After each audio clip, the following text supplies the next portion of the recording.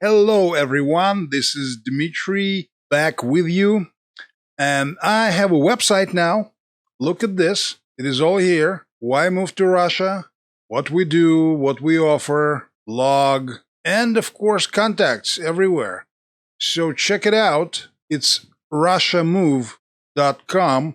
Very simple. Drop us a line, talk to us on WhatsApp, on Telegram, and share it with your friends and relatives, those who are still hesitant to move to this beautiful country. And do not forget to like, subscribe, and leave comments.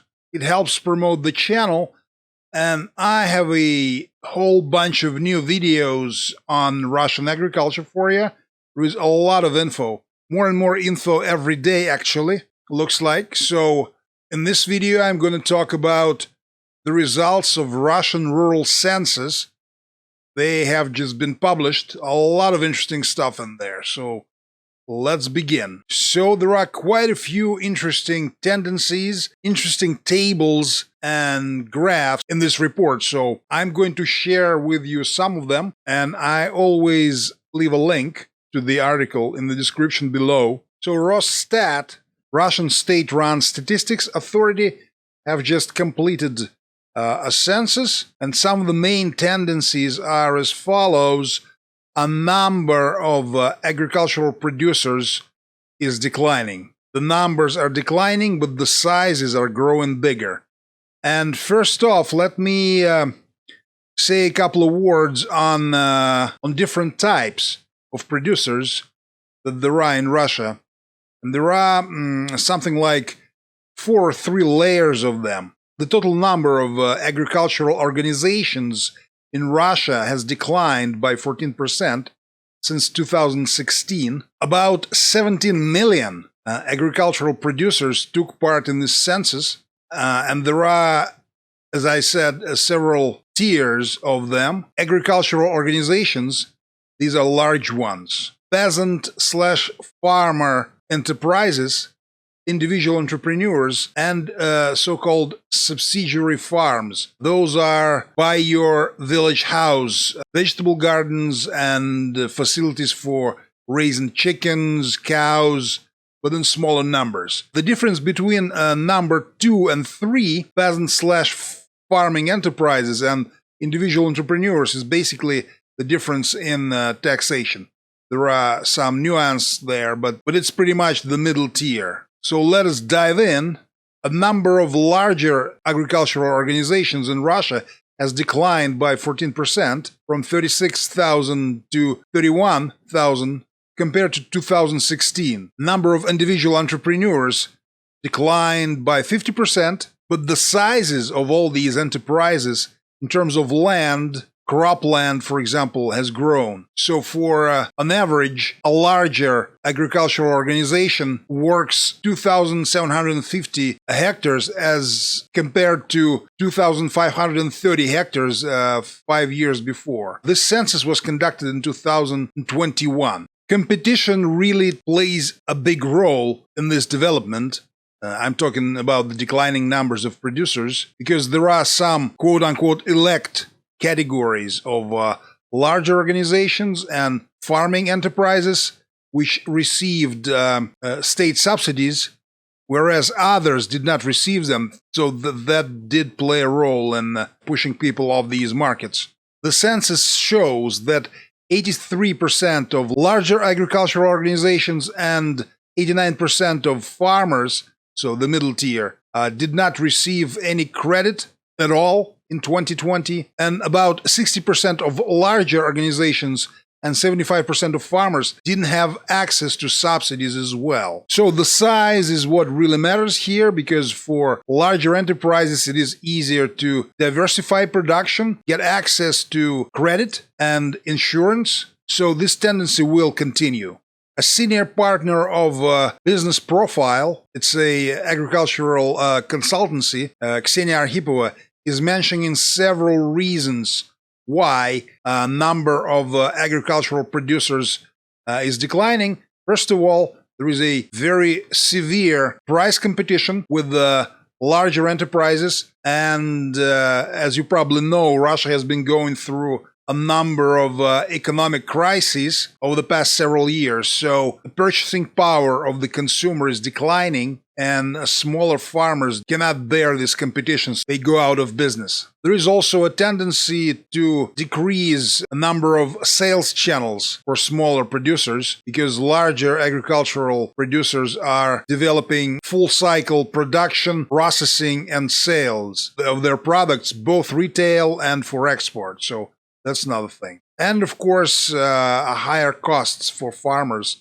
also figure in this whole phenomenon because larger enterprises can get wholesale discounts. Ksenia Arkhipova also mentions unequal access of agricultural producers to state support because smaller farmers have access to subsidies for purchase of stud cattle, for example, elite seeds, and partial compensations of their fertilizer expense.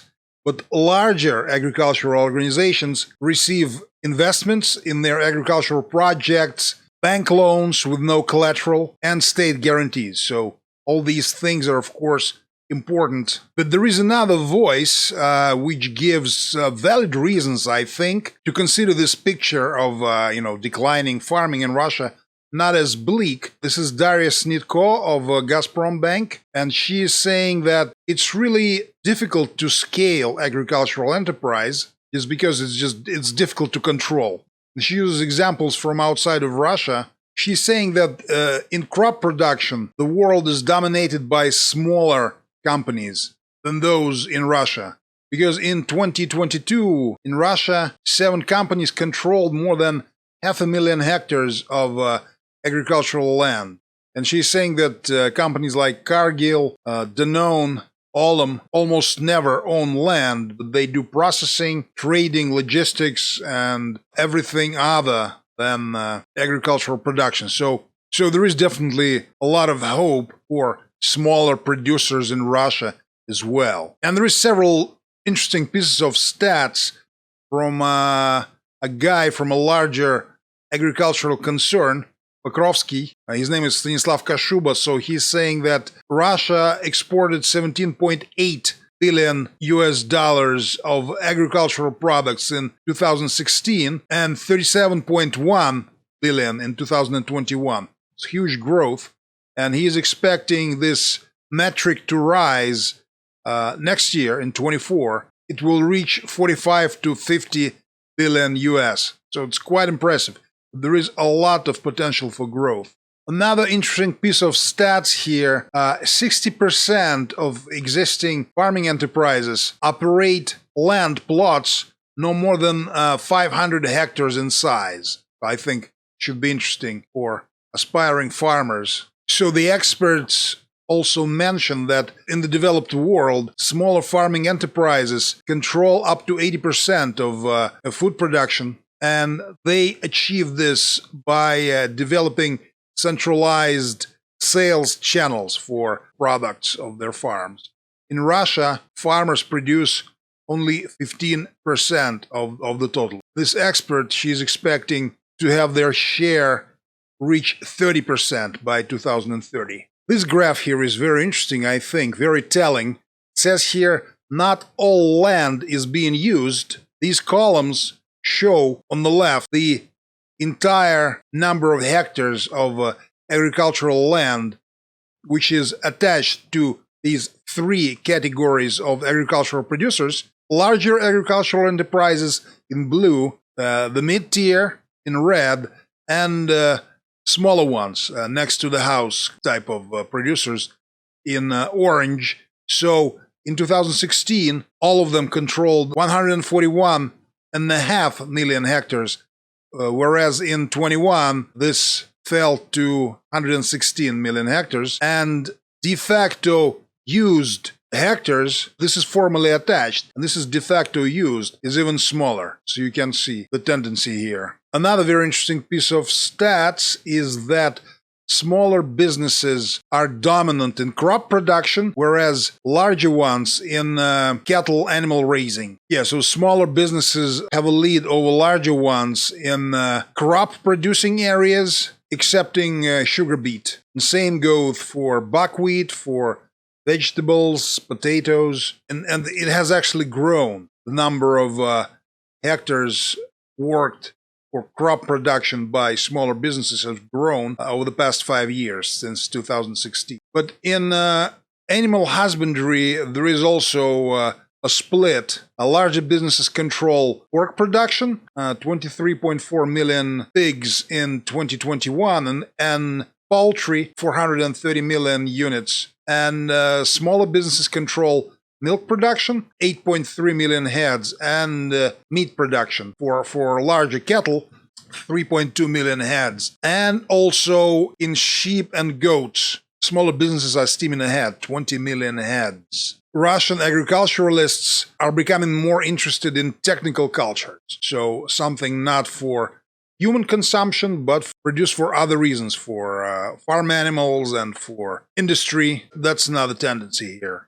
And all kinds of agricultural enterprises are becoming more efficient in using the land attached to them. Larger organizations are using 91% of their land as compared to 89% in 16, and smaller farmers use 94%, and it used to be 92. And the experts are saying that the amount of abandoned land in Russia is getting smaller, even just by sight. You can notice that more and more land is returned into cultivation because the laws and administrative measures require that. And this table is titled What Small and Large Businesses Sow. So this table is divided into 3 columns here. This one is larger and mid-tier agricultural organizations. This is smaller business of all kinds, from mid-tier to the smallest, and this is the share of small business. This is the amount of land for crops of all kinds, the total amount. So it has grown smaller for larger and medium agricultural producers, and it has grown larger for smaller business. And you can see it in percentage here as well. This second line is including grain and legumes. Same tendency here, as you can see. This is wheat, same exact tendency.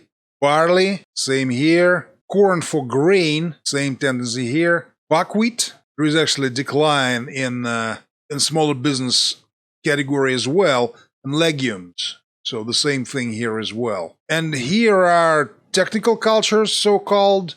Same exact tendency, even larger growth here, really, for smaller businesses. This is sugar beet. There is an exception for smaller businesses in sugar beet. This is sunflower for seed, same exact tendency. Linen, huge growth for smaller business. Soy, and here's potatoes. Yeah, well, there is a decline for smaller businesses. Just to make it clear, these are all hectares, and these are percentages. And this is very interesting as well. It says here, pigs are for large agricultural combines, and cows are for farmers. So we have here the same structure of the table, larger and middle ones, smaller ones, and the share. So the first line is milk cattle. So there is a decline in both larger and smaller agribusinesses. Meat cattle, there is growth in both categories. Share of smaller businesses have fallen. Pigs, huge growth in larger category and decline in smaller one. And in sheep and goats, there is growth in larger ones and decline in smaller ones. And poultry is completely occupied by larger organizations, as you can see here, and there is a decline in the share of smaller poultry producers. And here is the next interesting graph titled State Support Doesn't Come to Everyone, a share of those receiving credit and subsidies. Bank credit is red, subsidies are blue. These are larger enterprises and these are smaller ones. So as you can see, the share of smaller ones is smaller as compared to the larger ones.